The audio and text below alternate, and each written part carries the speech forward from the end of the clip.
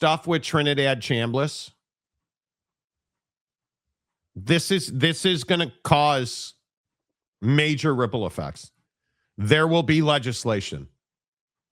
Plain and simple. There will be legislation. And I always tell you guys this, when lawmakers get involved in adjudicating sports, dude, it is a mistake. It's like an act of Congress. It is a mistake. And I think it's going to happen. Frankly, I don't see how it doesn't happen at this point, because you look at what Trinidad Chambliss is suing the NCAA now. Tom Mars, I believe, is his attorney. They're going to sue the NCAA. They're going to get an injunction. He's going to be able to practice and go to Ole Miss. And because the NCAA has no ability to win these lawsuits. Yeah. Because we have no house settlement. We have no guardrails. This is what you wanted, and now here we are. And Trinidad Chambliss wants a waiver because he had this. If I remember what the document said, that they provided 91 pages of medical evidence that in 2022, I think it was, he had a bronchial issue where he was not able to breathe and play. And he wants an extra year of eligibility because of it. And I guess I understand that from the kid's perspective. These guys, especially quarterbacks, make really good money in college football and they live a really good lifestyle. I understand that.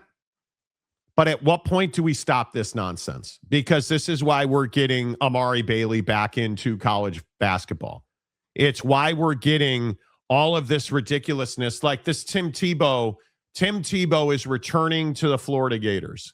But he's got to earn the Gator head, right? We need to be on the same page that he's got to earn the Gator head in the script, and they haven't earned anything yet.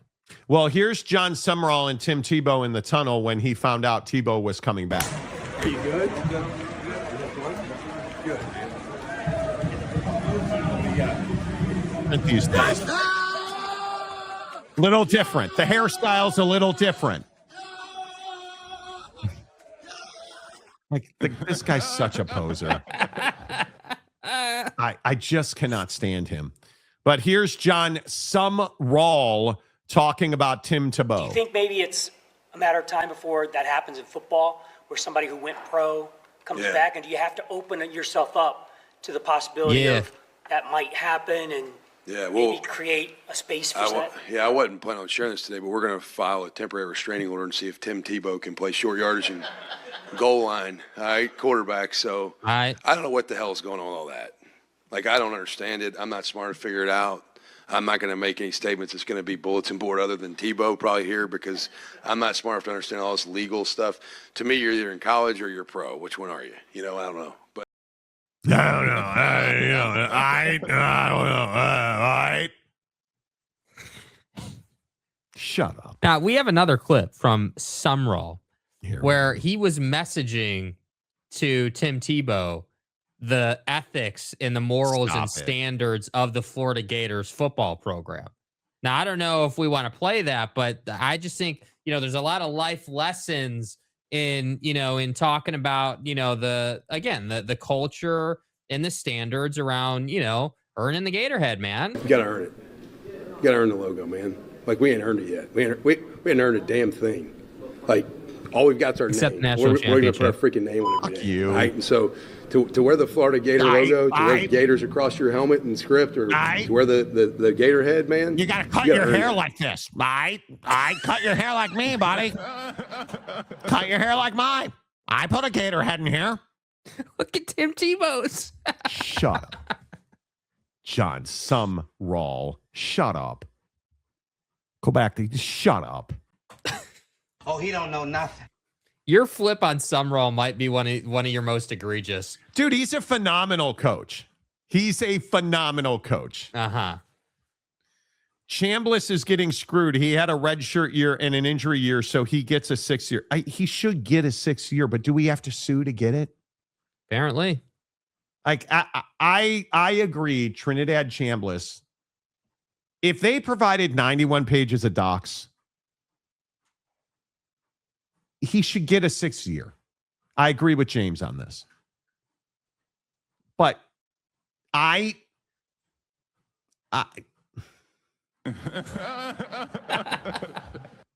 cannot stand Listen, maybe to get through the Trinidad Chambliss topic, you gotta play cockneck. Yeah, you gotta play cockneck, dude. You gotta have more veins popping out of your neck. No, I don't. Get through this drama. No, I don't. No, I don't.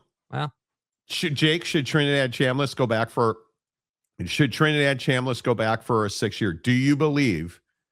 Because I think the thing that we all forget in these cases, this case is that Trinidad Chambliss is a seed. Better is the key, man. That needs to be our word in here, better. We're not worried about just being the best. We got to get better every day. All right? So a better you makes a better CU. All right? CU. A better you makes a better CU. And don't forget about this every day you work out. They thought they buried us, but they didn't know we were seeds. You got me? So remember that every day. Remember that every day, all right? Look at this shaft. Should Trinidad Chambliss get another year? Yes. I think he should, and I think he is getting screwed. But I guess that's not my point. Yeah, I just think that I don't know why. I don't know why there's got to be so much fight about it. Why does the NCAA want to make an example out of Trinidad Chambliss? Like, it's not like this guy is bad for the game. I mean, he's one of the bigger names you've got in the sport right now. Why would you not want him another year? Which, again, is my biggest gripe with the NCAA a lot of times, is like, think about the sport, think about the marketability, think about, the system. Like, he's not asking for eligibility in year 10. He's asking for a 6th year, which happens all the time. But at what point do we run out of resources to do this? You have a guy, Calvin Sampson, last night saying that Houston athletics is broke. We can't keep spending money because we don't have money to spend. At what point do we begin to understand that it ain't working? This player eligibility thing, bringing back all these kids from the NBA G League into college basketball, Trinidad Chambliss suing, like, it just feels like, yes. At what point does LeBron get eligibility? Right? LeBron going back to the NCAA to lay out his full 4 to 7 years of eligibility with $100 million in NIL. What are you listening to, Jake? I don't know. There's like weird music playing outside my house right now. I don't know. It's like it's like flute music playing outside my house right now. It's really weird. Like,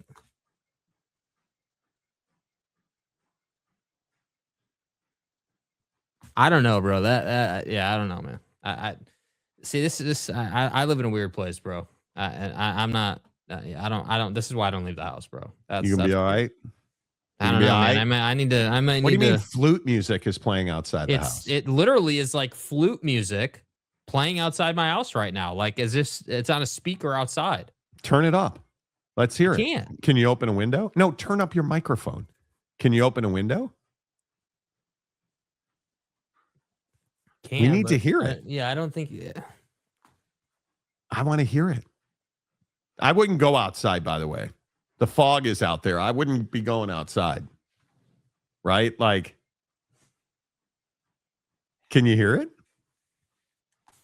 Stopped now. It'll come back. It was loud enough. It was loud enough that I could hear it through the headphones. Okay. It's weird. But what in the apocalypse are you talking about? Yeah, that's what I'm. Music? That's why I was like kind of like weirded out. Like, I'm, like, yeah.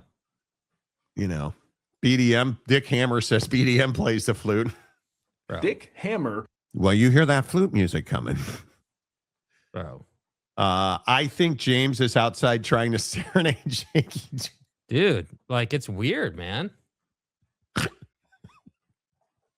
I love you. Yeah, it's I don't think you'll be able to hear it. It's on the front side of my house. Like, the room that I sit in is like kind of towards the back of my house. It is very clearly coming from the front side of my house, and I'm guessing that's coming from someone's car. Skin flute? No, not skin flute, dude. Macaque. Grow up. Jake is not afraid to leave his house because of violence and crime, but because Oregon is too weird. Dude, I'm telling you, man, there's the vibes here sometimes can be a little weird. Bro, I don't even. Yeah, my issues here in downtown Seattle are dudes on Fent. Yeah, fentanyl. Dude, it's brutal to look at that. Yeah. You know, maybe BDM is coming to collect his shirt. No, it's in the mail. I mailed it to his address. You don't need to come to Seattle to get it. Tampering 101. Yeah, please don't tamper with my life. 101. Tampering 201. That's strange. You got like the flute vibes out. Yeah, there. that's I don't know what that was, dude. But did you? And we'll do it in nonsense. At least it ain't banjos. Yeah, we just did play Brokeback Buddy. Yeah. So maybe we conjured the. Apparently, dude. I don't know, man. That's weird, bro. It's. Yeah. Is it carnival music with a carousel? Yeah, maybe it's booming from the forest down the street. Is Eugene, Oregon really that strange? It is. Yeah, it is. I mean, again, and with all due respect to Oregon, the school campus is really nice. They did a great job, but everything outside of that is just a little different. Like, and when I say a little different, what I mean is that, like, what?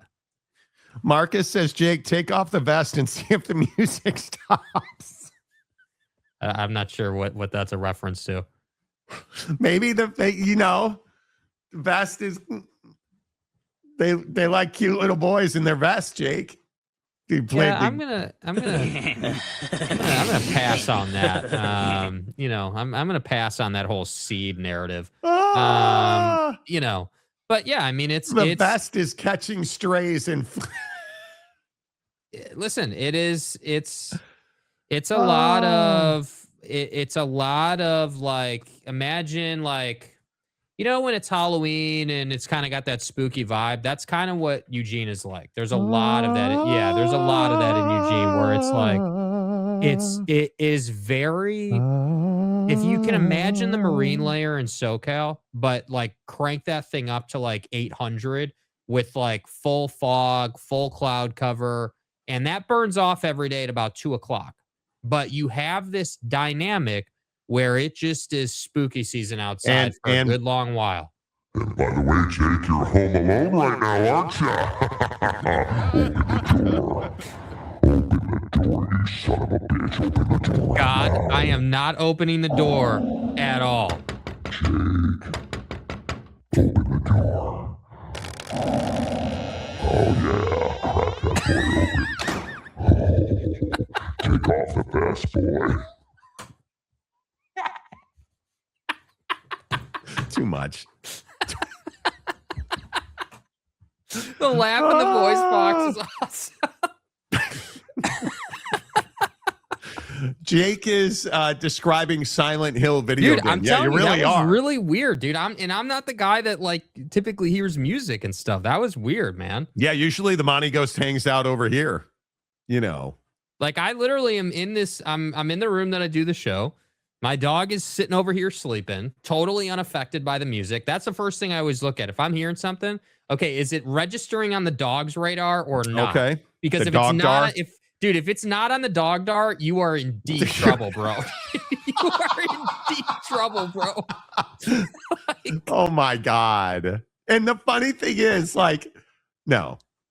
The funny thing is, we were talking about it this morning. Like, we were like, well, what do you want to do non-sports, right? Because we're not doing politics ever again. Stick to sports, Monty. This is a sports channel. God damn it. Stop crying like a little girl. We were talking in the pre-show meeting about, we were picking out what non-sports stories we want to do. And the non-sports story is, what happens when you die?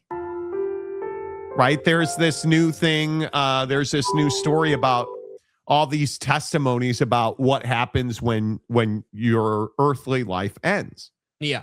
My belief is nothing happens. I don't know what happens. I don't want to know. I hope I don't find out for 50 more years. But there's all these accounts about this lady was talking about how she had just given birth, and 3 days later she went into cardiac arrest on her front lawn. Yeah, there is the really interesting part of it is that women, after they give birth, experience a phenomenon where the heart tissue or the muscle tissue of their heart degrades and can degrade to a point Why? where it causes, and they don't know why. That's the point though, is that they don't know why that happens.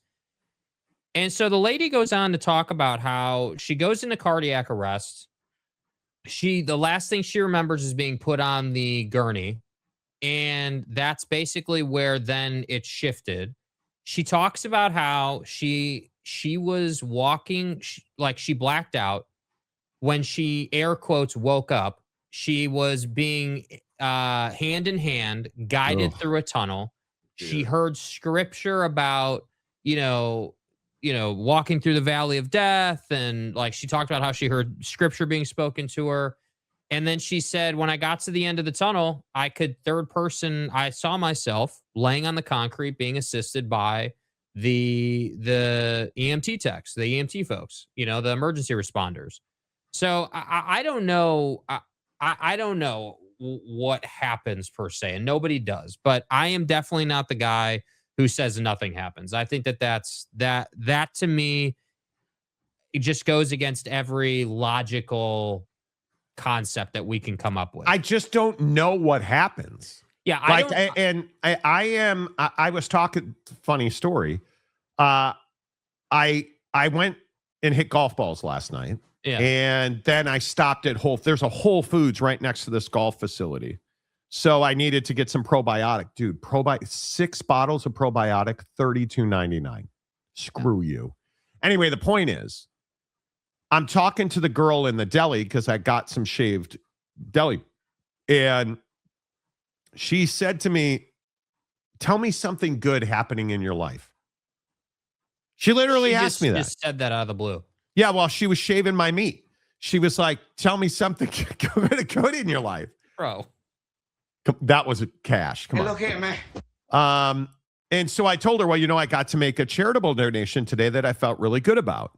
Right? Like I donated some of the Amazon trucks that I sell on Amazon. I donated them to Seattle Children's Hospital. And she was telling me, well, I feel good because I said, what about you? She said, I quit my job and I am going to TCU for my demon. And she didn't say that. She said, I quit my job because I want to learn to be a sustainable farmer. And she was telling me all this other stuff she's doing. And she said, I don't know, it feels crazy. It's probably going to be miserable and I'll have to come back. And I said, there is no accidents. Mm-hmm. There are no accidents. And she said, well, are you a Christ follower is the word she used. And I said, no, I am universal. I don't believe in organized religion, but I have very much I believe in the universe. I believe in, hey, you put out good energy, you get good energy. But I have no idea what happens when you die. Yeah. I have no idea what happens when you die. And it is so fascinating to me. It just is. Well, I certainly hope that I don't hear flute music when I die. Bro, who said that about the clown? Yeah, this right here. Hero 75. If there's a clown outside holding a balloon, don't open the door. Stay inside. Right? Dilly. So what do you think happens when you die, Jake? You think you go to heaven or you go to some other? I don't think that it's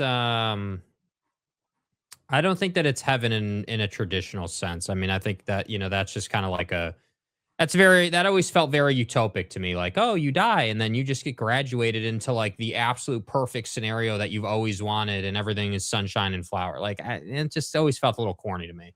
But but you definitely, it resonates with you.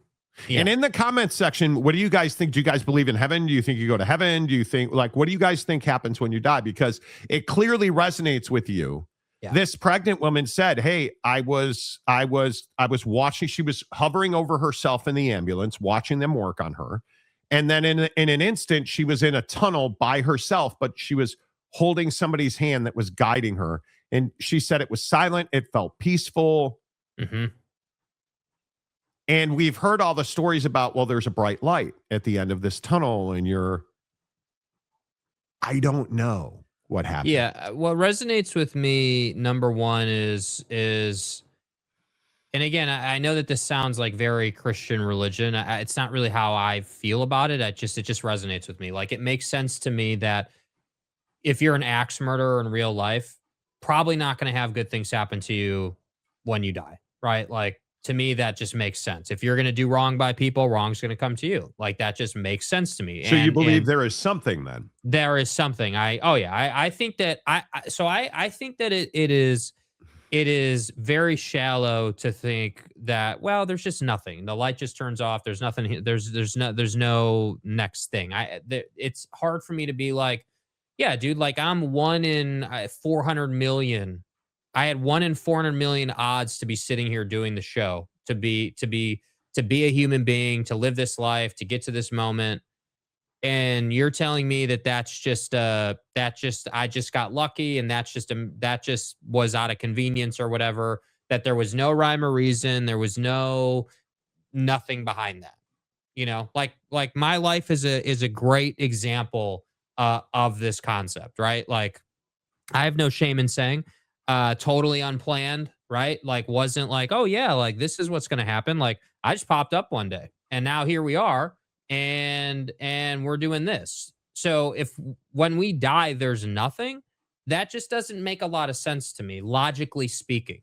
And so to me, it's like, all right, well, if you die and, when you die and you move on, then I do feel like there's probably, hey, like, what was your life like? Were you good to people? Were you bad to people? Like, that kind of thing. And, I think that from there, I don't know. But I do think you're accountable. At some point, you're going to have to be accountable for the indiscretions of life. And I'm not saying I'm not saying, I think the issue I have with religion is like, hey, well, what is doing wrong in life? That's the part where I disagree. I don't think, if I have a disagreement with you about politics, or like if I curse a lot, or like those personal things, I don't think that's doing wrong in life. I think that's what religion tells you is wrong in life. You know what I mean? Like, I think doing wrong, I'm a big believer that if you're going to kill somebody, if you're going to take life, that's doing wrong in someone's life. If you know that what you did is wrong by someone else, you've done wrong. And that to me is the thing. Okay, wait, hold on. First of all, a couple of things. Yeah. Where the fuck have you been, Gumby? Saw, dude. Yeah, it's about time, bro. Bruh. Yeah. Good to see you, Gumby. Work. Good to see you, my guy. James climbs out of the rectory for us. You can't show up once in a while, dude? Come on. Then there's this from Rock and Rant. I don't know what happens when you die, but man, I know there's a few people I want to go to hell. Oh, bring it on. Yes. More folks for the party.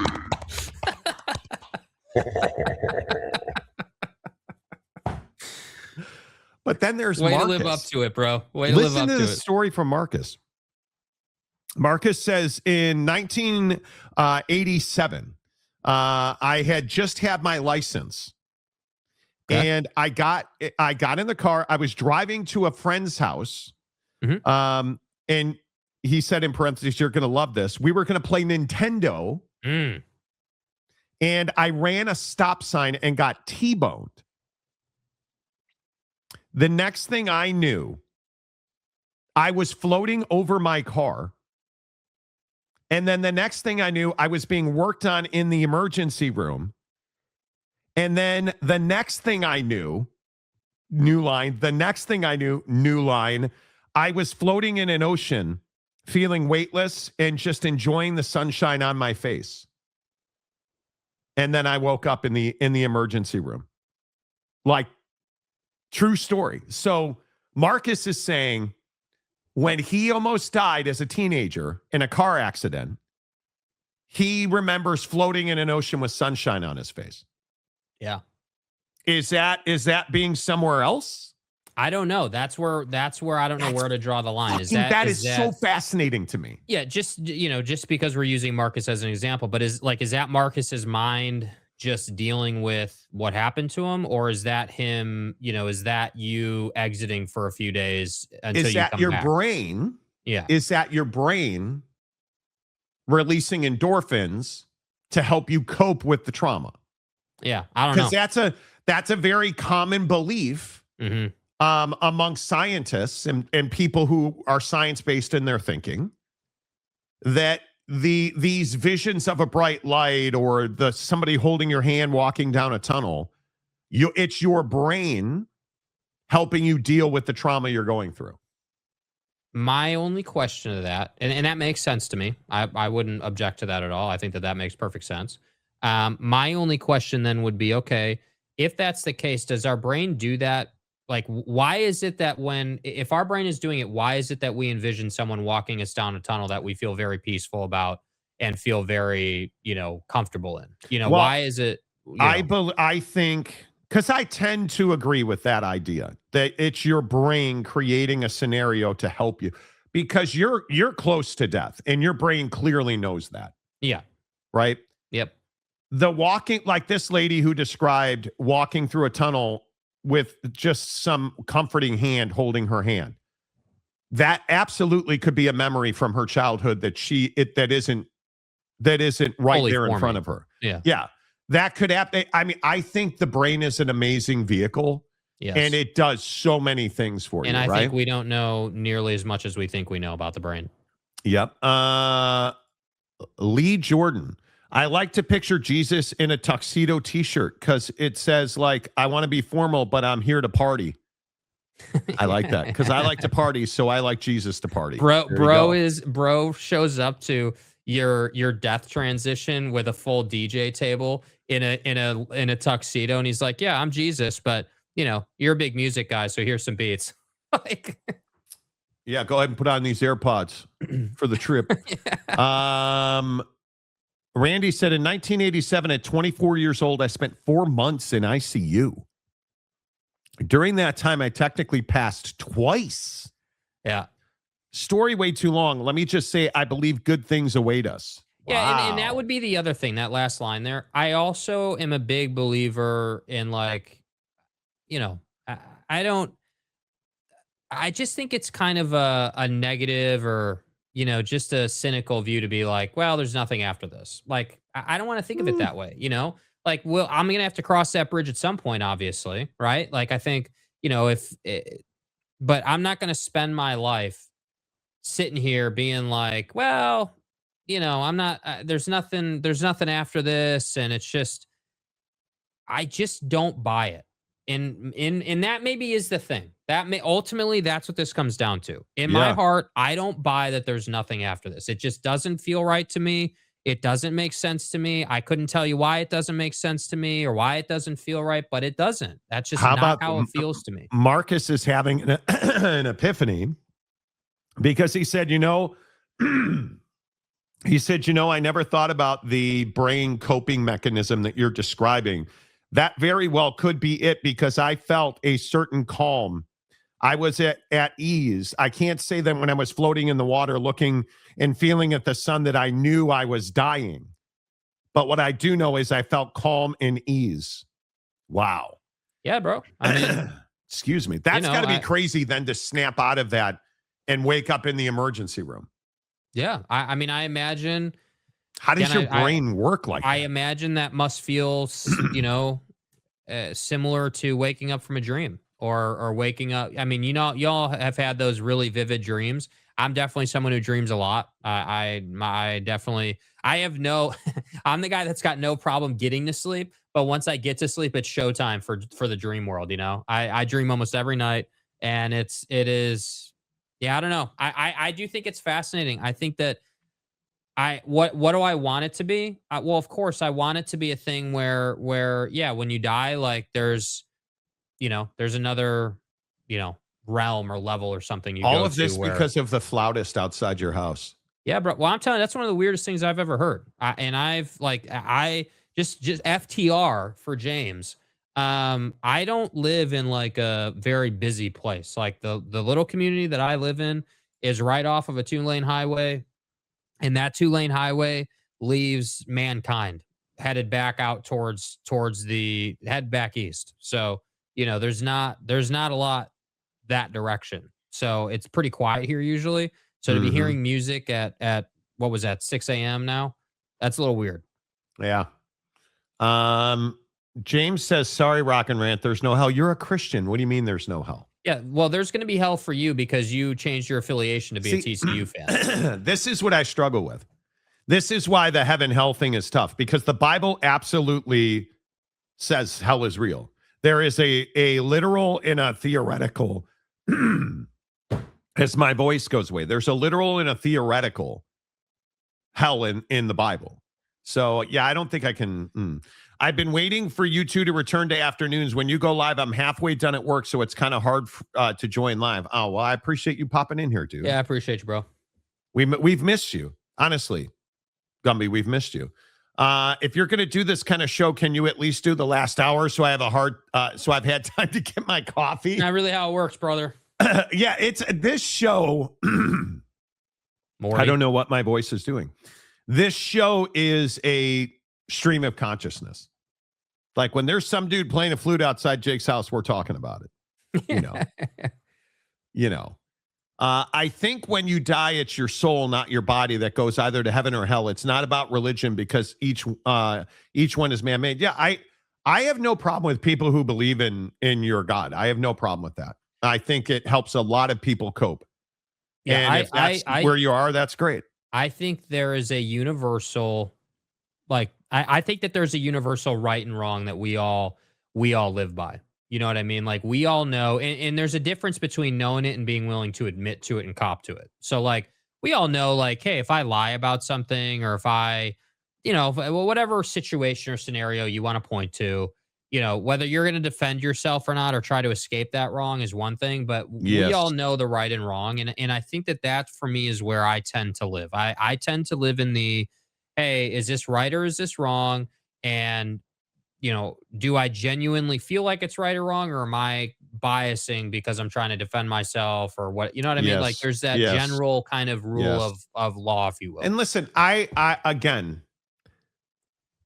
think, I don't know. I don't know. I'm fascinated by what happens when you die. I can't remember my dreams, Chewy says, but my girlfriend said I talk in my sleep, like a lot. Like full-blown conversations. See, my wife will occasionally talk in her sleep, but when she dreams vividly, dude, she'll have like night terrors. The worst thing in the world is when my wife will have like one of those dreams and she'll be like, ah! And it'll just be like, whoa, where's the gun? Yeah. Marcus said, did you guys know what it feels like to wake up extremely sleep drunk? Yeah. That's what I felt like. And it was 2 days long. Wow.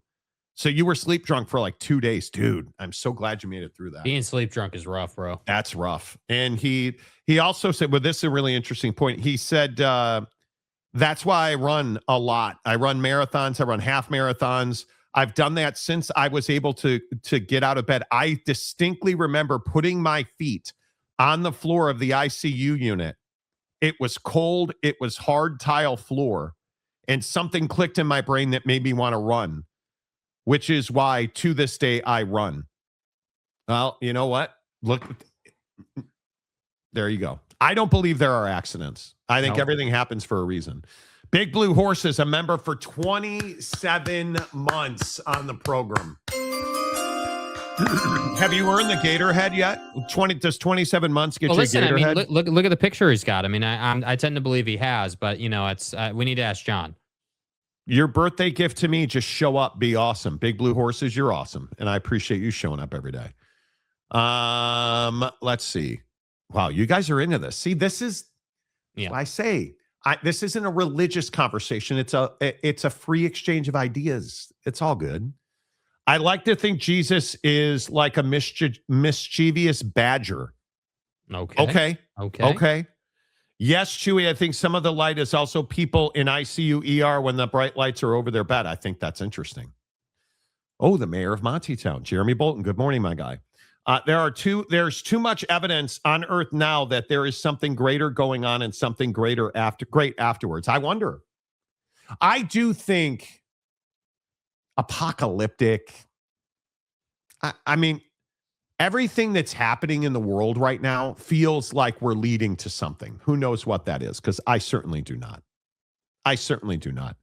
I think our mind soul creates our reality, i.e. spiritual simulation. So whatever you believe, your soul mind will create the next reality after you die. That very well could be. That very well could be. Yeah, I can't get down with nothing afterwards, man. I just can't. I believe ghosts are real. I do believe in ghosts. I have said like that. I will never forget some of I've talked about this. I grew up in a haunted house in Evanston, Lincoln Avenue, Evanston, Illinois. Hello. I grew up in a haunted house and the piano played itself, like all kinds of weird stuff. The Monty ghost, sitting in our old studio, like an old lady vividly standing in front of me. Like I believe in ghosts. Absolutely. I do. OU is getting a new arena. That's cool. They are. It got approved. But the basketball team should probably try to score the ball. But that's only going to be used in the afterlife. That's not for this life, just so you know. I had my first dream in a few years. Hella crazy. What'd you dream about? People simply need to be kind, forgiving, patient in this life because that's because they want to, not because if they don't, they get a fancy reward. Thank you. Because if they do, they get a fancy reward. I've never understood and the thing that drove me away from being Catholic, frankly, the legalism of Catholicism, right? The legalism of Christianity. I've never understood. And I joke about the LDS faith because it's things like the caffeinated beverages, or when you have rules, I feel like that's not the portrayal that we've always heard, but yeah. I think that's probably going too far. I had some crazy dreams where I wake myself up laughing or talking a bunch. I have totally woke myself up laughing. Totally. I drowned once when I was under a year old, but I clearly remember floating above the bridge. I drowned at, legit floating and looking around. I never heard a voice or saw a hand, just me floating. Wow. Wow, wow, wow. Wow, wow, wow. That's crazy. After my major accident and surgery while on some serious pain meds, I got convinced that someone from hospital had abducted me and took me to their house. So convinced, I got people on Facebook to call the state police to check on my status if I was still in the hospital or not. Jeez. That's crazy. I'll say it again, Jeremy says. Too much happening here. Too much evidence that shows that there is something greater going on. I fully believe there is something great afterwards. Agreed. I hope so. You know, if you like to run, come to a Spartan with me. Yeah, Marcus is a pretty serious runner. He's run like major marathons. Like I'm pretty sure, and Marcus will correct me if I'm wrong, as we're aware. I'm pretty sure he's run New York several times. Several times. So, you know, and I'm trying not to give too much away, but I mean, he just told a story about his death. So, but yeah. He is he's a San Diego resident. So he runs a lot. Yes, this is a sports show, but great how fluid this show is with so many non-sports topics that are discussed every day. It's fun. It's what makes the world go round. You know. Dustin Mercer. Dustin, hello. Hey, don't forget to drink Bailey's and have a happy day. Everybody have a great day. Got money? Just spend a little time in purgatory and you're good. Seriously. We are very alike. I gave up being Catholic for Lent one year and I never went back, dude. I'm telling you, the legalism of it is what I struggled with. Name, image, and likeness. I have vivid memory of being abused, beaten, paddled with a ruler. I had a nun. I went to, when I was an altar boy at this church, there was a lady that just, she was an asshole. Like, I'll drop that motherfucker. If your feet were crossed in the pew, she would hit you with a ruler. Like, just stupid stuff like that. I'll never understand it. Hey, I'm LDS and I love my Monsters and Diet Coke. No caffeinated beverage is false. We can drink all that good stuff, just no coffee or alcohol. Okay. There you go. I'll send 2 young men over to teach you more. Right. Hey, let us in. We just want to hang out for a while. The best LDS story I have was our old house in Sandy. We literally had the stake president lived next door to us on the right. And we had a lady who was in the bishopric. And then across the street, the guy was in the bishopric. Every one of them was like, hey, why don't you come on over Tuesday night? We're having chicken dinner. Almost every week. And the guy next door was the stake president next door, remodeled his basement because he began housing missionaries in his basement. And we would hang out, and while I was doing my yard work, the missionaries that were at his house would, because I always did the yard work at night because I worked all day, and they would come home and we'd talk, and they would never talk to me about church, but we talked a lot about the Jazz, like just this is fucking America. But they never got me. They never got me. They ain't gonna get me. I earned the gator head. All right, fat. Jesus. If there's an afterworld, you're going to do your show there, right? Yes. And we'll never have internet problems. Used to have dreams where I was floating around and could see myself lying in bed. Bro, I have the flying dream all the time. The falling dream is a classic. I have the dream where I'm flying and I'm like, I got to get over those power lines. But like, I can remember a dream sometime recently, weeks, I would think, where I was flying around a European country. It felt like, yeah, I was Aladdin. I got to get over those power lines, but that's an airplane. Like, I don't know what it means. Years later now, I saw the Insidious movie and was like, wow, I used to do that a lot as a kid, aka astral projection. There's some stuff, yeah. So no Baileys if you're LDS. Truth.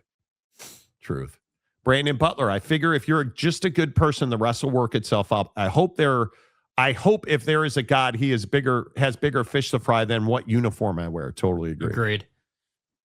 Totally agree. No Baileys, sad face, exactly. The atrocities of the Catholic, well,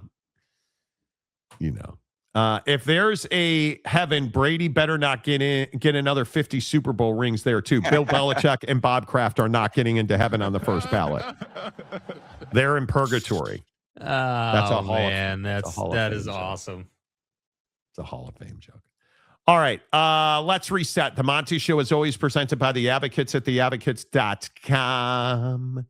Theadvocates.com. Let's come back and get into this Trinidad Chambliss lawsuit thing. Do you guys believe that Trinidad Chambliss deserves another year of eligibility? We'll talk about it next after this from The Advocates. You're not just a case. You're not just a client. You're a person, and you deserve support. You deserve simplicity. You deserve communication. When you hire an attorney, you deserve clear, risk-free advice that guides you to the best possible outcome in your injury case. And that's exactly what the advocates have been providing for over 30 years. After your accident, you deserve closure. You deserve compassion. You deserve peace of mind. You deserve an advocate. Yes, you do. You deserve an advocate 24/7, 365, and you never reach into your pocket to pay the advocates. And the thing that I always say about the advocates is, and it doesn't matter where you watch this show, the advocates are ready to serve you with compassion, with empathy, with understanding, because they've been through what you're going through so many times with their clients. They know how to fight insurance companies and win. They understand how to navigate the difficult waters of workman's comp. You get hurt at work, sure, your boss is telling you and the owner of your company is telling you your job is safe, but is it? The advocates will tell you, and trust me, if you go to the advocates and say, hey, this is happening, and they're like, yeah, everything's great. You don't need an attorney. They'll tell you that, because the advocates don't get paid unless and until they win your case at theadvocates.com.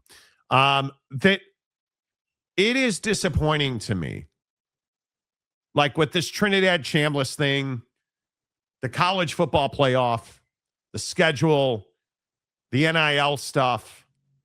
It's just disappointing to me that we can't figure out how to get to the right spot. Because I think we all know we can't have 2-week delays between college football playoff games. That serves nobody. We cannot have kids constantly suing the NCAA so they can get an extra year of eligibility. I think you have to have a blanket policy. I think you have, and sadly, again, and I don't know if you guys agree with this, but sadly, this is going to wind up in Congress. I am telling you now, there will be a bill and laws coming out of this Trinidad Chambliss stuff. There will be bills and laws coming out of this NIL stuff. And it's so unnecessary. It is so unnecessary. Jake, do you believe that Congress gets involved in this? Yeah, I mean, I think if it definitely has potential to get to that point. There is no doubt about it. I mean, I think that Chambliss is clearly not going to stop until he gets that year of eligibility back. And I understand it from his side. I totally get it. But at the same time, I think that there's a process for everything.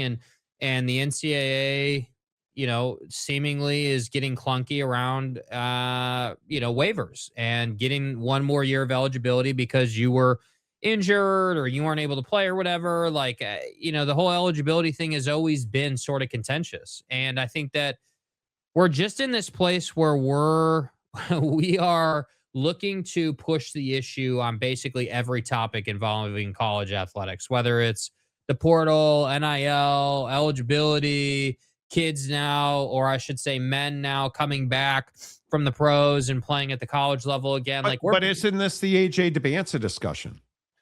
Right? Like, should AJ Debance come back to BYU for another year next year? Yes. And what makes that possible? I'm not saying he will, but what would make that possible? NIL money.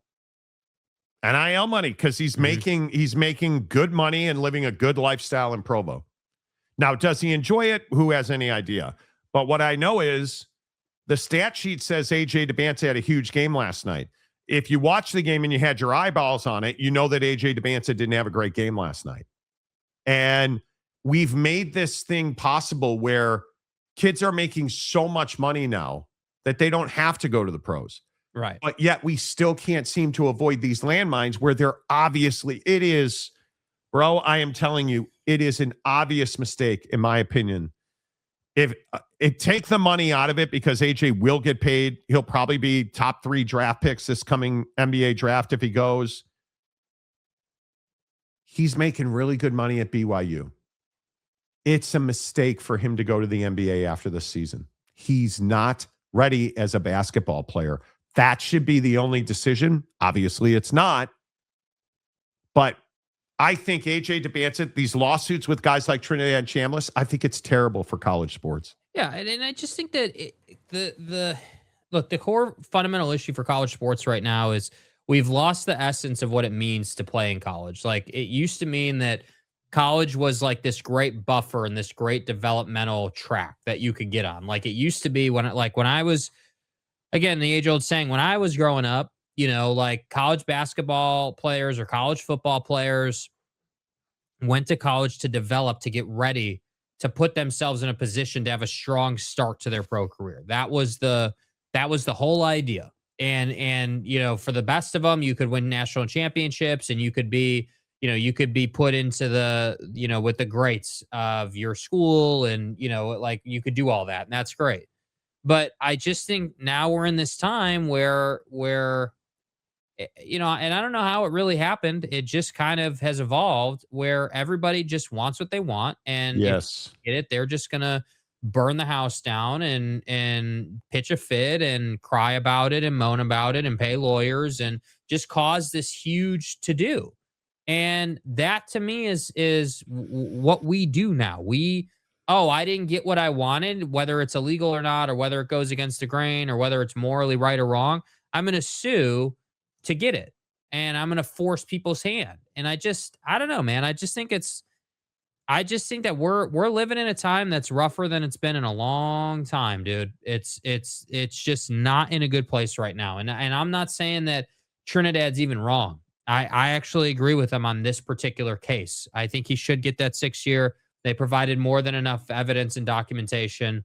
I have no problem with it. And the guy's not like 27 years old or something. Like it's not, he's still well within the range. So I don't know, man. I think that at some point the NCAA will go away. At some point there will be a new body that's created to smooth all this out. Yeah, it better be. It better be. Because I think, and I know I'm probably over the top on AJ DeBansa. He will flame in the NBA if he goes to the NBA. He will flame. I just, Trinidad Chambliss deserves another year. I agree based on the evidence. And if in fact they provided, again, if you're just tuning in, I said earlier, Ole Miss and Trinidad Chambliss provided 91 pages of medical evidence to the NCAA and they still declined his appeal. That's tough. And we'll see. TCU fan James, who hates Oklahoma State basketball. Chambliss should get a 6-year. He had a redshirt year and an injury year. Right, but that's not. Maybe the networks are going further out to eventually end up with a CFP and Super Bowl the same weekend. I'm telling you, just go to a Super League. Whatever that looks like, however that happens. Get the top 80 college football teams and make a Super League. 80 teams that want to participate and want to spend the money, go and do it. Do it. You got to eliminate the G5, and I know that people get all upset when I say that. Eliminate the G5. Let the G5 have their own playoff system, make their own money, because you cannot continue to do this to your member institutions and their athletes. Everybody's losing money right now, period. This did not make people money. This did not make people money. Nope. Do you think it will take Super League scenario where they make their own rules concerning NIL and eligibility and other things? Yes. And the Big Ten. I think the Super League thing allows you to make rules that are universally accepted. That's the thing. Like it allows you to have sort of a central governing body that can actually enforce rules and can make cut and dry decisions in a matter of days, not a matter of years. The Big Ten and the SEC got to get on the same page. You got to get on the same page because you are dividing college sports, period. And we're the ones that are going to suffer from it. Those of us that are diehard fans, Notre Dame's never going to have a money problem, but you listen to what Calvin Sampson said last night. Houston is broke. They don't have the money to continue to attract top-tier talent. Houston is broke. How is the University of Houston in a massive metro market like Houston, Texas, broke? Because the money just keeps going. And at some point, you've got to get control of that. Because, and I've said this about Cody Campbell before, in theory, Cody Campbell's the greatest thing that's ever happened until you put that into practical application. It's as simple as that. Yeah. And again, this is why I go back to AJ DeBansa. You lost another game. And on paper, it looks like, hey, AJ played great. Trust me, I watched every bounce of that game. AJ DeBansa did not look good. He held the ball. Did he make shots? Yes. Hit jumpers, held the ball, did not look decisive, played a lot of hero basketball last night. AJ DeBansa needs to come back to BYU for another year. But my guess is, it's not my guess. I think it's almost an eventuality. Money will be the big determining factor. Inevitability. It's inevitable that money will make the decision for him. It's as simple as that. Joking aside, but Chambliss deserves another year. I agree. If anybody can explain why somebody like Trinidad didn't get an extra year, but somebody with an injury or other disease does, that would explain away why this keeps happening. Totally agree. But look at your situation with Darian Mensah. Like these contracts for NIL. Do we all think like the Darian Mensah, the Damon Williams situation? Bruh. The Damon Williams situation. Dude, you want to talk about getting taken to the woodshed on Twitter, dude. like you look at this with the Darian Mensah situation. Listen, or the Damon Williams situation. Listen to Damon Williams talk about his situation. Right. Be yourself and explain what really happened, without all the agents and all the other people around you telling you what to say, but just, something heartfelt from your heart on everything that was going down at that time. Yeah, no, for sure. I understand the question. I appreciate the question. And, definitely being 19, you get good advice and, you get really bad advice at times. And, we're all human. We all make mistakes. And at the end of the day, I'm just super blessed to be here with my brothers and my coaches and just at the University of Washington. And I'm just so happy to be here and so blessed. And he is getting crushed over that answer. I don't know why. What did you expect him to say? I expected him to be genuine, not scripted. Was he not genuine? No, he was not. He was. That's a scripted answer that's been media trained and taught to him. That's what that is. And if it wasn't, then he did a really poor job of coming off as genuine. Well, you had to know he was going to be asked about that.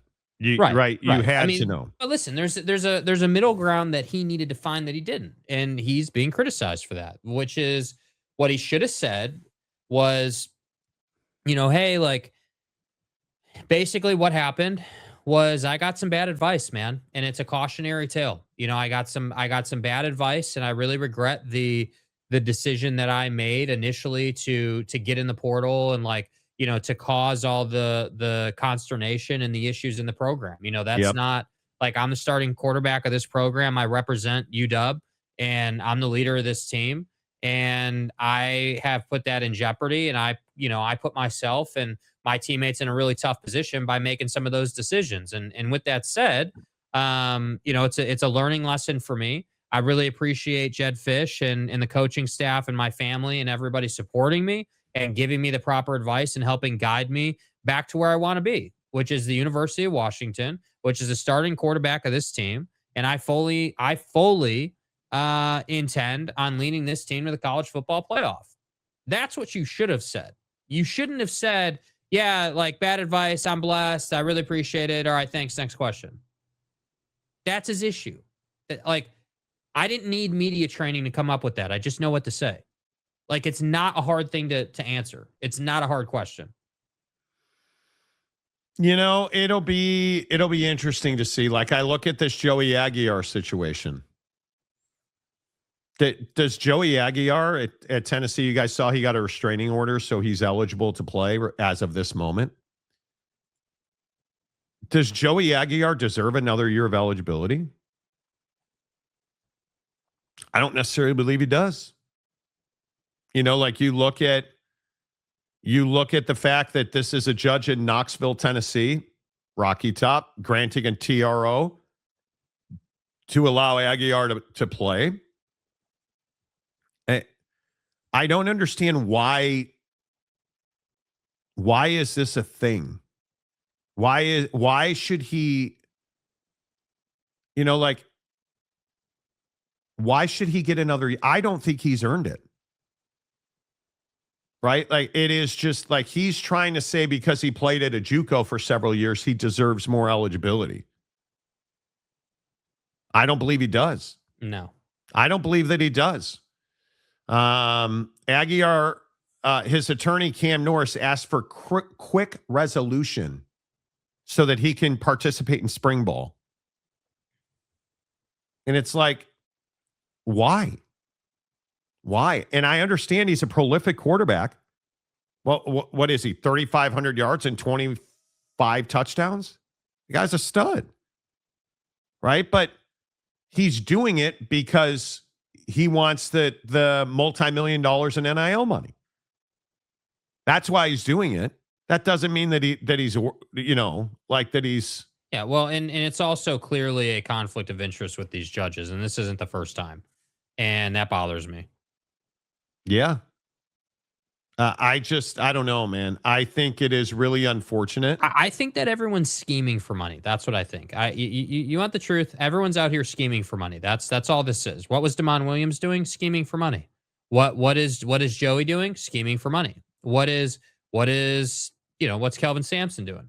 Scheming for money. We're broke. We need more money. Okay, great. We'll go to the boosters. All of this is schemers trying to control their little universes, getting more money. And it really bothers me that